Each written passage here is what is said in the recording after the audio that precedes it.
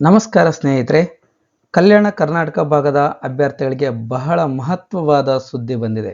2026-27ನೇ ಸಾಲಿನ ಕಲಬುರಗಿ ವಿಭಾಗದ 80% ಸ್ಥಳೀಯ ವೃಂದದ ಶಿಕ್ಷಕರ ನೇಮಕಾತಿಗೆ ಸಂಬಂಧಿಸಿದ ಅಧಿಸೂಚನೆ ಪ್ರಕಟವಾಗಿದೆ. ಈ ಅಧಿಸೂಚನೆಯಲ್ಲಿ ಒಟ್ಟು ಎಷ್ಟು ಹುದ್ದೆಗಳಿವೆ, ಯಾವ ಹುದ್ದೆಗಳಿಗೆ ನೇಮಕಾತಿ ನಡೆಯಲಿದೆ, ಅರ್ಜಿ ಯಾವಾಗಿನಿಂದ, ವಯೋಮಿತಿ ಎಷ್ಟು, ಅರ್ಜಿ ಶುಲ್ಕ ಎಷ್ಟು, ಪರೀಕ್ಷೆ ಯಾವಾಗ ನಡೆಯಲಿದೆ, ಇದರ ಜೊತೆಗೆ ಆಯ್ಕೆ ಪ್ರಕ್ರಿಯೆಯಲ್ಲಿ ಅಭ್ಯರ್ಥಿಗಳು ಅತ್ಯಂತ ಗಮನಿಸಬೇಕಾದ ವೇಟೇಜ್ ಬದಲಾವಣೆ ಏನು ಅನ್ನೋದನ್ನು ನೀವೆಲ್ಲರೂ ತಿಳ್ಕೊಳ್ಳೇಬೇಕು. ಇದನ್ನು ತುಂಬ ಸರಳವಾಗಿ ನಾನು ನಿಮಗೆ ತಿಳಿಸ್ಕೊಡುವಂಥ ಪ್ರಯತ್ನ ಮಾಡ್ತೀನಿ. ಆದರೆ ಒಂದು ಚೆನ್ನಾಗಿ ನೆನಪಿರಲಿ, ಈ ವಿಡಿಯೋದ ಕೊನೆಯಲ್ಲಿ ನಿಮಗೆ ತಪ್ಪದೆ ತಿಳಿದುಕೊಳ್ಳೇಬೇಕಾದಂಥ ಒಂದು 5 ಪ್ರಮುಖ ಅಂಶಗಳನ್ನು ಹೇಳ್ತೀನಿ. ಹಾಗಾಗಿನೇ ಯಾರೂ ವಿಡಿಯೋವನ್ನು ಸ್ಕಿಪ್ ಮಾಡದೆ ಕೊನೆಯವರೆಗೂ ನೋಡಿ.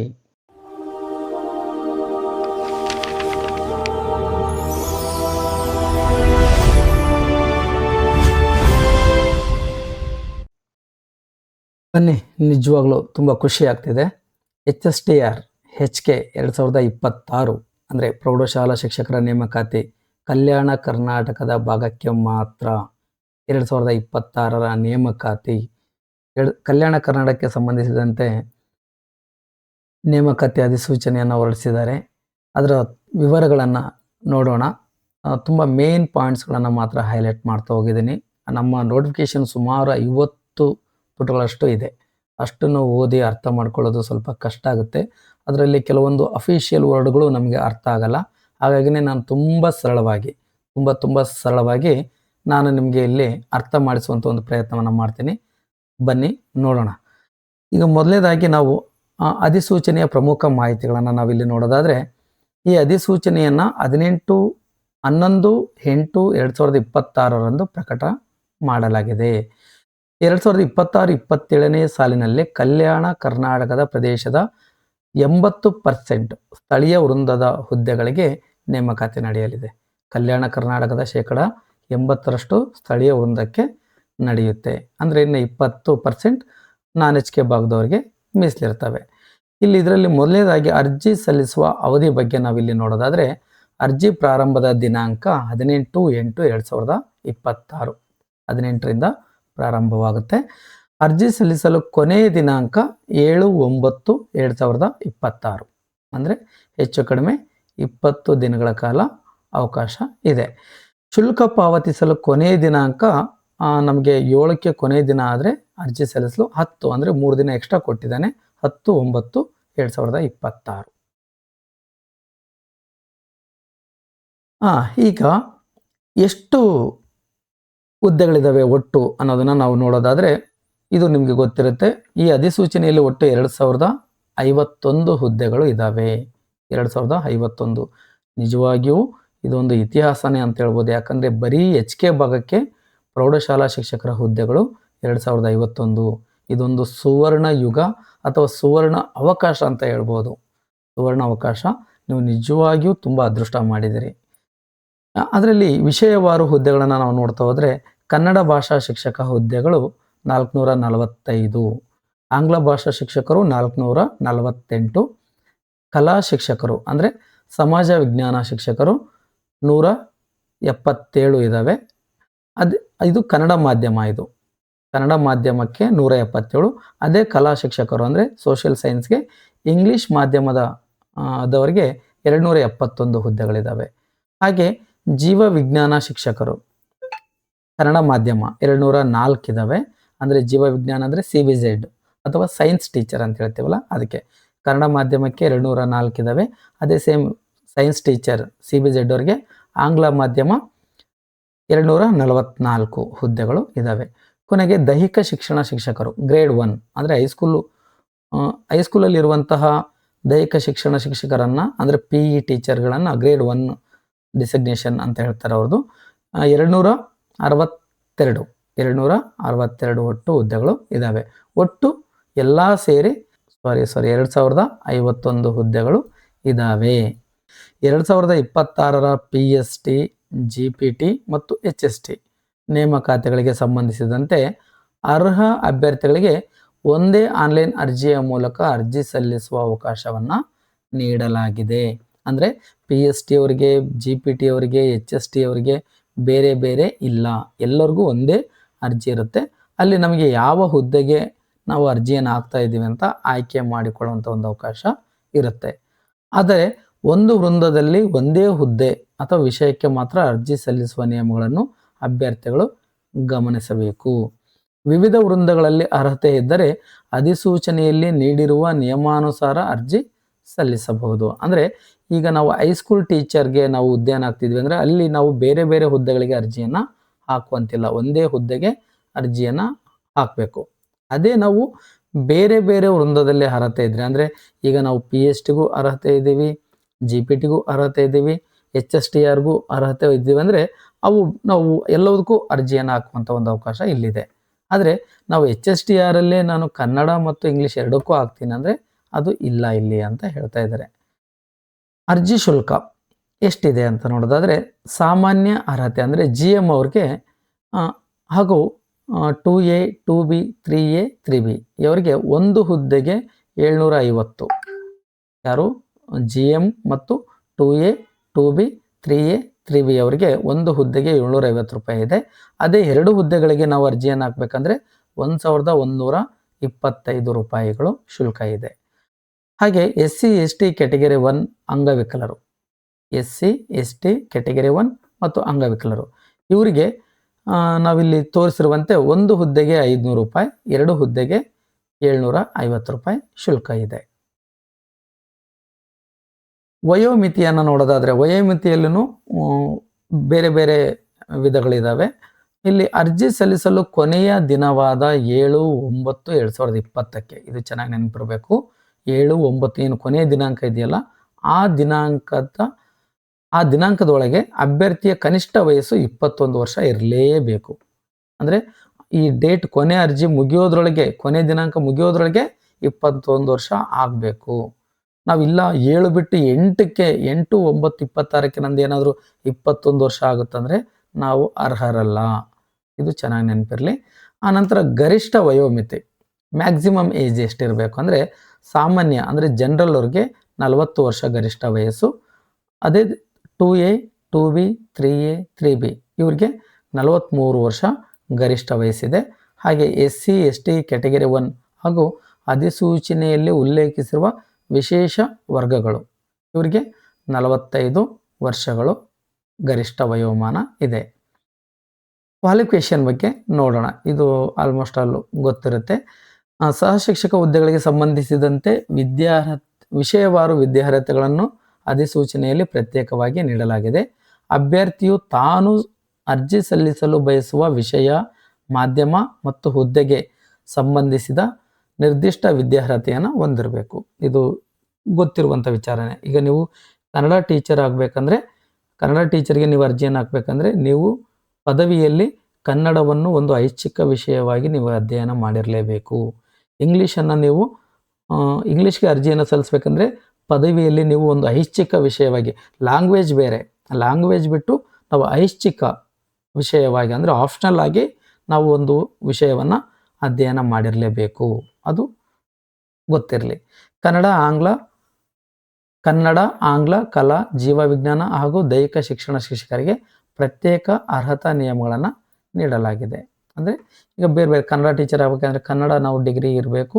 ಹಾಗೆ ಆಂಗ್ಲ, ಕಲಾ ಅಂದರೆ ಸಮಾಜ ವಿಜ್ಞಾನ, ಆನಂತರ ಜೀವವಿಜ್ಞಾನ ಮತ್ತು ದೈಹಿಕ ಶಿಕ್ಷಣ ಅವರೆಲ್ಲರಿಗೂ ಪ್ರತ್ಯೇಕವಾದ ಒಂದು ಅರ್ಹತೆಗಳು ಇದ್ದಾವೆ. ಉದಾಹರಣೆಗೆ ಸಹಶಿಕ್ಷಕ ಹುದ್ದೆಗಳಿಗೆ ಸಂಬಂಧಿಸಿದಂತೆ ಪದವಿ ಮತ್ತು BEd ಅರ್ಹತೆಯ ನಿಯಮಗಳನ್ನು ಅಧಿಸೂಚನೆಯಲ್ಲಿ ವಿವರಿಸಲಾಗಿದೆ. ದೈಹಿಕ ಶಿಕ್ಷಣ ಶಿಕ್ಷಕ ಗ್ರೇಡ್ 1 ಹುದ್ದೆಗೆ ದೈಹಿಕ ಶಿಕ್ಷಣಕ್ಕೆ ಸಂಬಂಧಿಸಿದ ಪದವಿ ಅರ್ಹತೆಗಳ ಬಗ್ಗೆ ಪ್ರತ್ಯೇಕ ನಿಯಮಗಳಿದ್ದಾವೆ ಅಂತ ಈಗಾಗಲೇ ಹೇಳಿದ್ನಲ್ಲ ನಾನು. ನೀವು ಯಾವ ವಿಷಯಕ್ಕೆ ನೀವು ಅರ್ಜಿಯನ್ನು ಸಲ್ಲಿಸ್ತಾ ಇದ್ದೀರೋ ಆ ವಿಷಯದಲ್ಲಿ ನೀವು ಪದವಿಯಲ್ಲಿ ಒಂದು ಆಪ್ಷನಲ್ ಅಥವಾ ಐಚ್ಛಿಕ ವಿಷಯವಾಗಿ ಅಧ್ಯಯನ ಮಾಡಿರಬೇಕು. ಈಗ ಅತ್ಯಂತ ಪ್ರಮುಖ ವಿಷಯ ಆಯ್ಕೆ ಪ್ರಕ್ರಿಯೆ. ಆಯ್ಕೆ ಪ್ರಕ್ರಿಯೆ ಹೇಗಿರುತ್ತೆ ಅಂತ ನೋಡಿ. ಇದು ಸ್ವಲ್ಪ ಚೇಂಜ್ ಆಗಿದೆ. ಏನದು ನೋಡೋಣ. ಇಲ್ಲಿ ಅಭ್ಯರ್ಥಿಗಳು ವಿಶೇಷವಾಗಿ ಗಮನಿಸಬೇಕಾದ ಅಂಶ ಏನಪ್ಪ ಅಂದರೆ, ಅಂತಿಮ ಆಯ್ಕೆಗೆ ಡಿರೈವ್ಡ್ ಪರ್ಸೆಂಟೇಜ್ ಆಧಾರವಾಗುತ್ತದೆ. ಏನು? ಡಿರೈವ್ಡ್ ಪರ್ಸೆಂಟೇಜ್ ಆಧಾರದ ಮೇಲೆ ನಿಮ್ಮನ್ನು ಆಯ್ಕೆ ಮಾಡಲು. ಏನಿದು ಡಿರೈವ್ಡ್ ಪರ್ಸೆಂಟೇಜ್ ಅಂತಂದರೆ ಅದು ಸ್ವಲ್ಪ ನೋಡಿಬಿಡೋಣ. ಈಗ ನೀವು ನಾವು ಸುಮ್ಮನೆ ಒಂದು ಉದಾಹರಣೆ ಮೂಲಕ ಹೇಳೋದಾದರೆ, ನಿಮಗೆ 100 ಅಂಕಗಳಿಗೆ CET ನಡೆಯುತ್ತೆ ಅಂತ ನಾವು ಅಂದ್ಕೊಂಡ್ರೆ, ಈಗ ಯಾವುದು ನೀವೀಗ ಅರ್ಜಿ ಹಾಕಿದ ಮೇಲೆ CET ಎಕ್ಸಾಮ್ ಬರೀತಿರಲ್ವ, ಅದು 100 ಅಂಕಕ್ಕೆ ಇದೆ ಅಂತ ಅನ್ಕೋಣ. ಇಲ್ಲಾಂದರೆ 200 ಅಂಕಕ್ಕೆ ಇದೆ. ಆ 200 ಅಂಕಗಳಿಗೆ ನೀವು ಅದನ್ನ ಪರ್ಸೆಂಟೇಜ್ 100ಕ್ಕೆ 100 ಅಂತ ಅನ್ಕೊಳ್ಳಿ. 100 ಅಂಕಗಳಿಗೆ ಪರೀಕ್ಷೆ ನಡೀತಾ ಇದೆ. 100ಕ್ಕೆ ನೀವು 90 ಅಂಕಗಳನ್ನು ತಗೊಂಡಿರಂದ್ರೆ ನಿಮ್ಮದು 90% ಅಂತ ಲೆಕ್ಕ ತಗೊಳ್ಳಲ್ಲ. ನಿಮ್ಮದು 90 ಅಂತ ಲೆಕ್ಕಕ್ಕೆ ತಗೊಳ್ಳಲ್ಲ. ಅಲ್ಲಿ ನಿಮ್ದೇನು ಮಾಡ್ತಾರೆ, ಅದು ಒಂದಿಷ್ಟು ಪರ್ಸೆಂಟ್ ಮಾತ್ರ ತಗೊತಾರೆ. ಇಲ್ಲಿ CETದು ಇಷ್ಟು ಪರ್ಸೆಂಟ್, ಪದವಿದು ಒಂದಿಷ್ಟು, B.Edದು ಒಂದಿಷ್ಟು ಪರ್ಸೆಂಟ್ ತಗೊಂಡು ಮೂರರದು ಸೇರಿಸಿ ವೇಟೇಜನ್ನು ಲೆಕ್ಕ ಹಾಕ್ತಾರೆ. ಅದನ್ನೇ ಡಿರೈವ್ಡ್ ಪರ್ಸೆಂಟೇಜ್ ಅಂತ ಕರೀತಾರೆ. ಈಗ ಅದನ್ನು ನೋಡೋಣ ಯಾವ್ದಾವ್ದಕ್ಕೆ ಎಷ್ಟೆಷ್ಟಿದೆ ಅಂತ. ಇಲ್ಲಿ ಸ್ಪರ್ಧಾತ್ಮಕ ಪರೀಕ್ಷೆ ಅಂದರೆ CET ಏನು ಬರೀತಿರಲ್ವ, ಅದರದ್ದು 85% ಇರುತ್ತೆ. 85% ತಗೋತಾರೆ. ಅಂದರೆ ನೀವು 100 ಅಂಕಕ್ಕೆ, ನಿಮಗೆ 100ಕ್ಕೆ 100 ಅಂಕಗಳನ್ನು ತಗೊಂಡ್ರೆ 85 ತಗೊಂಡ ಹಾಗೆ. ಅಲ್ಲಿ 100 ಅಂತ ಲೆಕ್ಕಕ್ಕೆ ತಗೊಳ್ಳಲ್ಲ, 85 ಅಂತ ತಗೋತಾರೆ. ಹಾಗೆ ಪದವಿ ಪರೀಕ್ಷೆ ಅಂಕಗಳು 13% ತಗೊತಾರೆ. BEd ಅಂಕಗಳು 2% ತಗೊತಾರೆ. ಒಟ್ಟು 100%ಗೆ ಟೋಟಲ್ ಮಾಡಿ ನಿಮ್ಮದು ಸೆಲೆಕ್ಷನ್ ಲಿಸ್ಟ್ ಬಿಡ್ತಾರೆ. ಅಂದರೆ ಈಗಾಗಲೇ ನೀವು ಈ 15% ನೀವು ಅಂಕಗಳು ನಿಮ್ಮ ಹತ್ರ ಇದ್ದಾವೆ. ಈಗ ನಿಮ್ಮದು ಪದವಿ ಎಕ್ಸಾಮ್ ಆಗಿದೆ, BEd ಎಕ್ಸಾಮ್ ಆಗಿದೆ. ಅವೆರಡರ ಅಂಕಗಳನ್ನು ನೀವು ಎಷ್ಟೆಷ್ಟು ತಗೊಂಡಿರೋ ಅದನ್ನು ಲೆಕ್ಕ ಮಾಡಿದ್ರೆ, ಇಲ್ಲಿ ಪದವಿದೆ 13% ಮಾಡಬೇಕು, B.Edದು 2% ಮಾಡಬೇಕು. ಇವೆರಡನ್ನೂ ಸೇರಿಸಿ 15%ಗೆ ನಿಮ್ಮ ಹತ್ರ ಎಷ್ಟು ಅಂಕಗಳಿದ್ದಾವೆ ಅಂತ ನೀವು ಲೆಕ್ಕ ಮಾಡಿ, ಇನ್ನು ಉಳಿದಿದ್ದು 85%ಗೆ ನೀವು CET ಬರಿತಾ ಇದ್ದೀರಾ. ಅದು ಹೇಗೆ ಲೆಕ್ಕ ಮಾಡೋದು ಅಂತಲೂ ಭಾಳ ಜನ ಗೊತ್ತಿರುತ್ತೆ. ಗೊತ್ತಿಲ್ಲ ಅಂದ್ರೆ ಅದು ಇನ್ನೊಂದು ಸಪ್ರೇಟ್ ವಿಡಿಯೋ ಮಾಡಿ ಬಿಡ್ತೀನಿ ನಾನು. ಈಗ ದೈಹಿಕ ಶಿಕ್ಷಕ ಗ್ರೇಡ್ 1 ಹುದ್ದೆಗೆ ವೇಟೇಜ್ ಯಾವ ಥರ ತಗೊತಾರೆ ಅಂದರೆ, CETದು 80%, ಪದವಿದು 13%, B.Edದು 2%. ಅವ್ರದ್ದು ಸೇಮ್ ಅದೇ ಥರನೇ ಇದೆ. ಇಲ್ಲಿ ಅಂದರೆ ಕೇವಲ CET ಅಂಕಗಳು ಮಾತ್ರ ಅಂತಿಮ ಆಯ್ಕೆಗೆ ಪರಿಗಣನೆಯಾಗುವುದಿಲ್ಲ. ಆಗಲೇ ಹೇಳಿದ್ನಲ್ಲ ಅದು. ಸ್ಪರ್ಧಾತ್ಮಕ ಪರೀಕ್ಷೆ ಯಾವ ರೀತಿ ಇರುತ್ತೆ, ಎಷ್ಟು ಪತ್ರಿಕೆಗಳಿರ್ತವೆ ಅನ್ನೋದನ್ನು ಇಲ್ಲಿ ನೋಡೋಣ. ಇಲ್ಲಿ ಪರೀಕ್ಷೆಯಲ್ಲಿ ಒಟ್ಟು 2 ಪತ್ರಿಕೆಗಳು ಇರ್ತವೆ. ಪತ್ರಿಕೆ 1 ಮತ್ತು ಪತ್ರಿಕೆ 2 ಅಂತ 2 ಪತ್ರಿಕೆಗಳಿರ್ತವೆ. Paper 1, paper 2. ಪತ್ರಿಕೆ 1ರಲ್ಲಿ ಏನಿರುತ್ತೆ ಅಂತ ನೋಡೋದಾದರೆ, ಇದು ಎಲ್ಲ ಸಬ್ಜೆಕ್ಟ್ ಟೀಚರ್ಸ್ಗೂ ಒಂದೇ ಇರುತ್ತೆ, ಎಲ್ಲರಿಗೂ ಸೇಮ್ ಇರುತ್ತೆ, ಕಾಮನ್ ಆಗಿರುತ್ತೆ. ಪತ್ರಿಕೆ 1 ಅದರಲ್ಲಿ ಏನೇನು ಇರ್ತವೆ, ಅದರಲ್ಲೂ ಆ 100 ಅಂಕಗಳನ್ನು, 100 ಅಂಕಕ್ಕೆ ಇರುತ್ತೆ ಪತ್ರಿಕೆ 1. ಆ 100 ಅಂಕಗಳನ್ನು ಯಾವ್ದಾವ್ದಕ್ಕೆ ಎಷ್ಟೆಷ್ಟು ಅಂತ ಡಿವೈಡ್ ಮಾಡಿಬಿಟ್ಟಿದ್ದಾರೆ. ಅಲ್ಲಿ ಸಾಮಾನ್ಯ ಜ್ಞಾನ ಮತ್ತು ಪ್ರಚಲಿತ ವಿದ್ಯಮಾನಗಳು, ಅದಕ್ಕೆ 20 ಅಂಕಗಳು ಇರ್ತವೆ. 20 ಅಂಕಗಳ ಪ್ರಶ್ನೆಗಳು ಅದರಲ್ಲಿರ್ತವೆ. ಸಾಮಾನ್ಯ ಜ್ಞಾನ ಮತ್ತು ಪ್ರಚಲಿತ ವಿದ್ಯಮಾನ. ಹಾಗೆ ಸಾಮಾನ್ಯ ಜ್ಞಾನ, ಸಾಮಾನ್ಯ ಕನ್ನಡಕ್ಕೆ ಸಂಬಂಧಪಟ್ಟ 10 ಪ್ರಶ್ನೆಗಳು, 10 ಅಂಕದ ಪ್ರಶ್ನೆಗಳು ಅಲ್ಲಿ ಇರ್ತವೆ. ಹಾಗೆ ಸಾಮಾನ್ಯ ಇಂಗ್ಲೀಷ್ಗೆ ಸಂಬಂಧಪಟ್ಟಂತೆ 10 ಪ್ರಶ್ನೆಗಳು ಅಲ್ಲಿ ಇರ್ತವೆ. ಹಾಗೆ ತಾರ್ಕಿಕ ಮನೋವಿಜ್ಞಾನ ಅಂದರೆ ಏನು ಸೈಕಾಲಜಿ ಅಂತ ಹೇಳ್ತೀವಲ್ಲ, ಆ ಸೈಕಾಲಜಿ 15 ಅಂಕಗಳಿಗೆ ಇರುತ್ತೆ. ಮಾನಸಿಕ ಸಾಮರ್ಥ್ಯ ಅಂದರೆ ಮೆಂಟಲ್ ಎಬಿಲಿಟಿ 15 ಪ್ರಶ್ನೆಗಳು ಅಥವಾ 15 ಅಂಕಗಳಿಗೆ ಇರುತ್ತೆ. ಹಾಗೆ ಕಂಪ್ಯೂಟರ್ ಸಾಕ್ಷರತೆ, ಇದನ್ನು ಸೇರಿಸಿದ್ದಾರೆ ನೋಡಿ, ಕಂಪ್ಯೂಟರ್ ಸಾಕ್ಷರತೆ 15 ಅಂಕಗಳಿಗೆ ಇರ್ತವೆ. ಹಾಗೆ ಸಾಮಾನ್ಯ ಶಿಕ್ಷಣ ಮತ್ತು ಆಡಳಿತ ಶಿಕ್ಷಣ, ಇದು 15 ಅಂಕಗಳಿಗೆ ಪ್ರಶ್ನೆಗಳು ಇರ್ತವೆ. ಒಟ್ಟು 100 ಅಂಕಗಳಿಗೆ 100 ಪ್ರಶ್ನೆಗಳು ಇರ್ತವೆ. ಇದು ಎಲ್ಲ ಟೀಚರ್ಸ್ಗೂ, ಎಲ್ಲ ವಿಷಯಗಳ ಶಿಕ್ಷಕರಿಗೂ ಇದು ಅನ್ವಯವಾಗುತ್ತೆ. ಈಗ ಪತ್ರಿಕೆ 2, ಈ ಪತ್ರಿಕೆ 2 ಸ್ವಲ್ಪ ಬದಲಾಗುತ್ತೆ. ವಿಷಯವಾರು ಇರುತ್ತೆ. ಈ ಪತ್ರಿಕೆ 100 ಅಂಕಗಳಿಗೆ ಇರುತ್ತೆ. ಅಂದರೆ ನೀನು ಕನ್ನಡ ಟೀಚರ್ಗೆ ಅಪ್ಲಿಕೇಶನ್ ಹಾಕಿದ್ದೀಯ ಅಂದರೆ ಕನ್ನಡ ವಿಷಯಕ್ಕೆ ಸಂಬಂಧಪಟ್ಟಂಗಿರುತ್ತೆ. ಇಂಗ್ಲೀಷ್ ವಿಷಯಕ್ಕೆ ನೀವು ಟೀಚರ್ ಆಗ್ತಿದ್ದೀರಿ ಅಂದರೆ ಇಂಗ್ಲೀಷ್ ಸಂಬಂಧಪಟ್ಟಂತೆ ಇರುತ್ತೆ. ನೀವು ಯಾವ ವಿಷಯದ ಶಿಕ್ಷಕರಾಗ್ತಿದ್ರೋ ಆ ವಿಷಯಕ್ಕೆ ಸಂಬಂಧಪಟ್ಟಂತೆ 100 ಅಂಕಗಳಿಗೆ ಬಹು ಆಯ್ಕೆ ಮಾದರಿಯ ಪ್ರಶ್ನೆಗಳು ಇರ್ತವೆ. ಪರೀಕ್ಷೆಯ ದಿನಾಂಕ 21/10/2026, 10/2020 ಅಕ್ಟೋಬರಲ್ಲಿ ಇರುತ್ತೆ ಪರೀಕ್ಷೆ. ಬೆಳಗ್ಗೆ 10ರಿಂದ ಮಧ್ಯಾಹ್ನ 12ರವರೆಗೆ ಪತ್ರಿಕೆ 1 ಇರುತ್ತೆ. ಬೆಳಗ್ಗೆ 10ರಿಂದ ಮಧ್ಯಾಹ್ನ 12 ಗಂಟೆವರೆಗೆ ಪೇಪರ್ 1 ಅಂದರೆ GK ಪೇಪರ್ ಇರುತ್ತೆ. ಅದೇ ಮಧ್ಯಾಹ್ನ 2:30ಯಿಂದ ಅಂದೇ ಯಾವತ್ತು 21/10/2026 ಮಧ್ಯಾಹ್ನ 2:30ಯಿಂದ 4:15 2 ಗಂಟೆಗಳ ಅವಧಿ. ಪತ್ರಿಕೆ 2 ಯಾವುದು ದೈಹಿಕ ಶಿಕ್ಷಣ ಶಿಕ್ಷಕರದಿರುತ್ತೆ. ಇದು ಚೆನ್ನಾಗಿ ನೆನಪಿರಲಿ.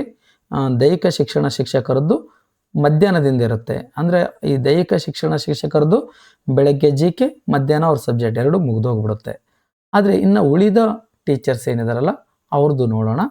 ನೆಕ್ಸ್ಟ್ ಡೇ 22/10 ಅಂದರೆ ಅಕ್ಟೋಬರ್ 2026 ಅವತ್ತು ಬೆಳಗ್ಗೆ 10 ಗಂಟೆಯಿಂದ 12 ಗಂಟೆವರೆಗೆ ಪೇಪರ್ 2 ಇರುತ್ತೆ.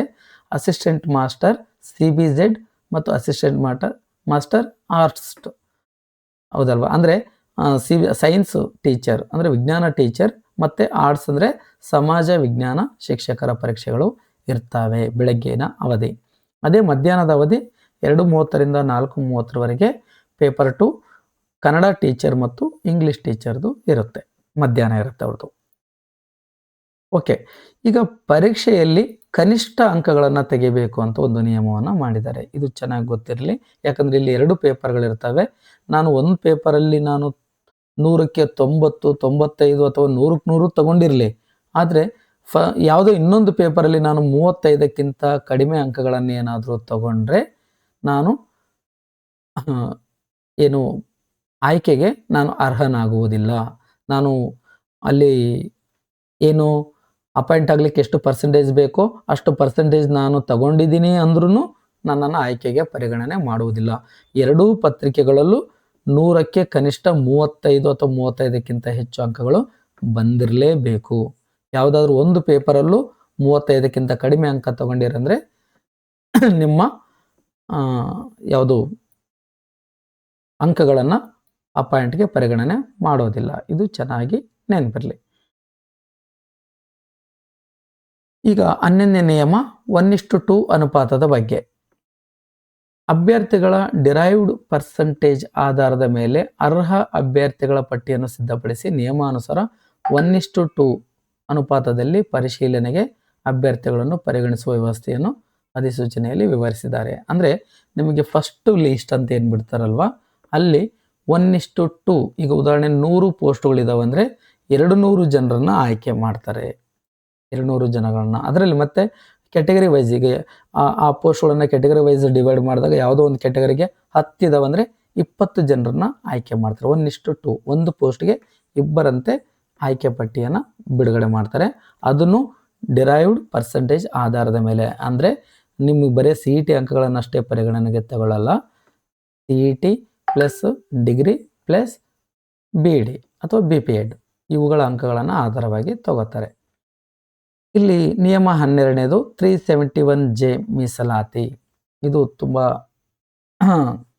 ಅತಿ ಮುಖ್ಯವಾದ ಅಂಶ. ಯಾಕಂದರೆ ಇದು HK ಭಾಗದಲ್ಲಿ ಇರುವಂಥವರಿಗೆ ನೋಟಿಫಿಕೇಶನ್ ಆಗಿರೋದ್ರಿಂದ ಇದ್ರ ಬಗ್ಗೆ ಎಲ್ಲರೂ ನೀವು ನೆನ್ಪಿಟ್ಕೊಂಡಿರ್ಬೇಕು. ಇಲ್ಲೇನು ನೀವು ಈ 371J ಏನಿದೆಯಲ್ವ, ನೀವು ಅರ್ಜಿಯನ್ನು ಸಲ್ಲಿಸ್ತೀರಲ್ವ, ಆ ಕೊನೆಯ ದಿನಾಂಕದ ಒಳಗಡೆ ನೀವು ಈ 371J ಪಡ್ಕೊಂಡಿರ್ಬೇಕು. ನೀವು ಈಗ ಕೊನೆ ದಿನಾಂಕ ಆದರೂ ನೀವು ಅರ್ಜಿಯನ್ನು ಹಾಕ್ತಿರಲ್ವ, ಅದ್ರ ಒಳಗಡೆ ಇರಬೇಕು.